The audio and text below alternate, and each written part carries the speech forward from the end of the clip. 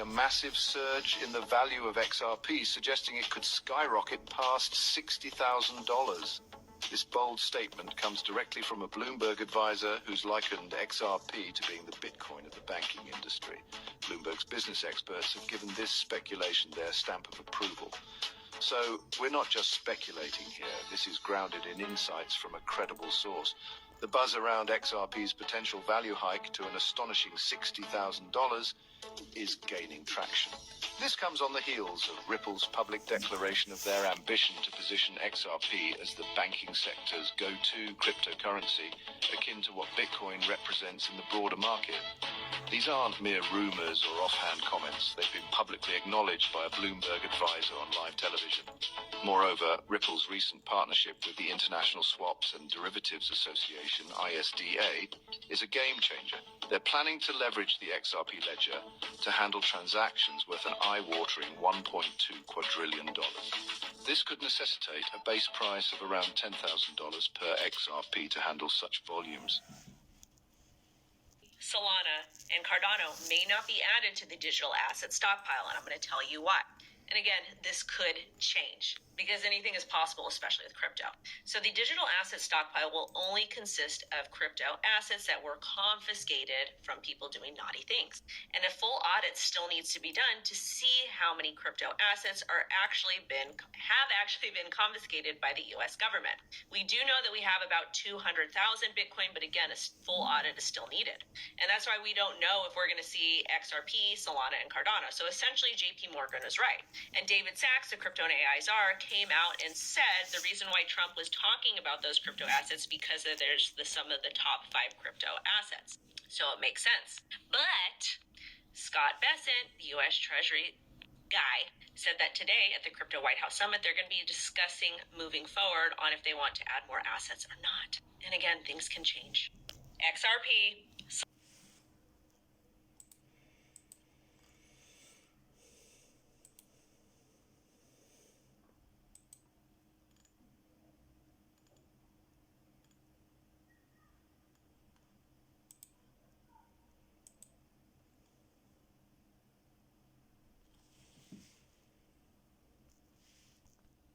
Official. The digital asset stockpile in the Bitcoin Strategic Reserve was signed in yesterday, March 6th, as an executive order.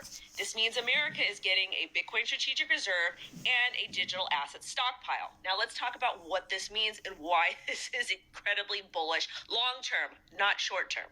Yesterday, David Sachs, the crypto and AI czar, posted on X that President Trump signed an executive order to institute the Bitcoin Strategic Reserve and the digital asset stockpile. These two funds will be separate. Basically, all of the Bitcoin and crypto that has been confiscated when people are being naughty will go into these reserves, meaning that taxpayers don't have to foot the bill. Now, we don't know what digital assets will be in the digital asset stockpile, and there still needs to be an audit done to see exactly what has been confiscated. But this is incredibly bullish long term because the U.S. government now. And it's inevitable that, not right now we're talking about is $2.5 trillion. Look, do I think this is an easy 10x over the next 5 to 10 years? Yeah, no problem. That doesn't freak me out when I say that at all. That's conservative. If you that feels safe. I mean, to the earlier conversation around asymmetric returns, this is a chance that it's 100x in that time frame. It feels aggressive, but I don't know. I think that many people in the United States particularly don't understand what it would be like to have lived in Argentina and have the Argentinian peso devalued effectively to zero multiple times in my lifetime. Why would you hold that currency? We don't realize that could become us. Exactly the point, right? I think that we underestimate what that macro dynamic looks like over the long term. And it's inevitable that, right now we're talking about is $2.5 trillion.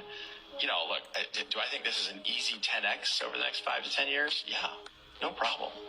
That doesn't freak me out when I say that at all. That's conservative. If you that feels safe. I mean, to the earlier conversation around asymmetric returns, this is a chance that it's 100x in that time frame.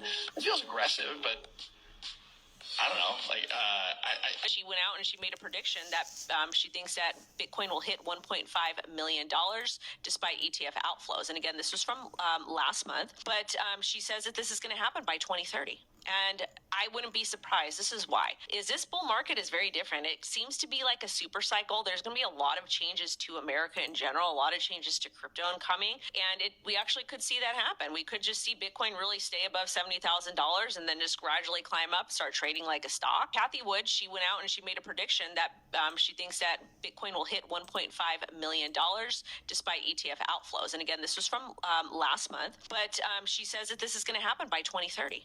And I wouldn't be surprised. This is why. This bull market is very different. It seems to be like a super cycle. There's going to be a lot of changes to America in general, a lot of changes to crypto incoming. And we actually could see that happen. We could just see Bitcoin really stay above $70,000 and then just gradually climb up, start trading like a stock. Kathy Wood, she went out and she made a prediction that she thinks that Bitcoin will hit $1.5 million despite ETF outflows. And again, this was from last month, but she says that this is going to happen by 2030. And I wouldn't be surprised. This is why. This bull market is very different. It seems to be like a super cycle. There's going to be a lot of changes to America in general, a lot of changes to crypto incoming. And we actually could see that happen. We could just see Bitcoin really stay above $70,000 and then just gradually climb.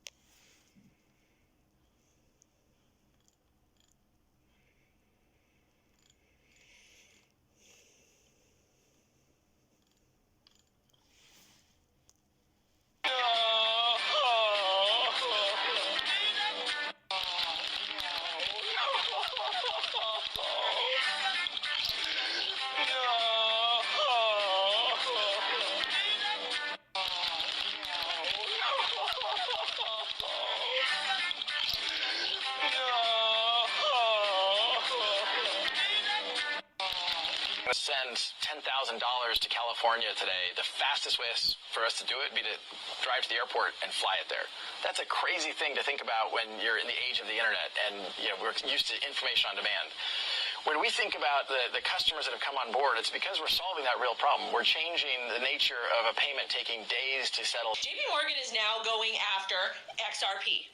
Not just XRP, but XRP, Solana, and Cardano. And this isn't a surprise because JP Morgan also went after Bitcoin. But it's funny because they went after Bitcoin, but they were also a shareholder in BlackRock. BlackRock has a Bitcoin spot ETF. And they also own some of the Bitcoin spot ETF from Bitwise. And Bitwise just filed for a crypto ETF, Aptos. That's neither here nor there. But basically what they're saying now about Solana, XRP, and ADA is that they will not be included in the digital asset strategic reserve. Yes, crypto can be volatile, but all three of these crypto companies are made in the USA. And President Trump has promised to support crypto companies made in the USA because they're American companies. Anyways, I always say it's important to hear what these people say, but watch what they do. Watch their actions. XRP case be dismissed by the SEC. This is a valid question because under the current guidance of Mark Ueda, yes, Gary Gensler has left, the SEC has ended many of the unjust cases against crypto companies. Coinbase, Kraken, Uniswap, Robinhood Crypto, OpenSea, Consensus, Gemini, crypto trading firm DRW Cumberland, Yuga Labs, and SEC versus Richard Hart. But nothing about Ripple and XRP yet. So the SEC has stated that they are going to end all cases that do not involve fraud. I personally do not think Ripple's case had any fraud involved at all. But if we pay attention to the list of cases, Ripple has a token. Most of the cases that were dismissed were crypto exchanges. And the reason why the SEC wanted to target crypto exchanges is because they wanted to say that they were listing crypto security assets. They basically would come up with a list of crypto assets and say, hey, these are a security. They probably expected the crypto exchanges to just settle. Then they could go after the crypto companies and say, hey, you're a security, and do the same thing they did to Ripple. And I personally think they went after Ripple because Ripple was one of the biggest altcoins in crypto and still is. So I think that the SEC and Ripple are still essentially talking. There's a clip here with Mark Ueda on Fox Live talking about the SEC's current stance and that they are going to come up with regulation and they are going to ask for help from the public and they are going to be speaking to different industry professionals in crypto. So I think we're getting very close to the Ripple XRP case getting resolved. And once that happens, an XRP ETF is incoming. Comment your thoughts below, though. Well, it's Trump Tariff Tuesday, and the tariffs are impacting traditional markets and the crypto market.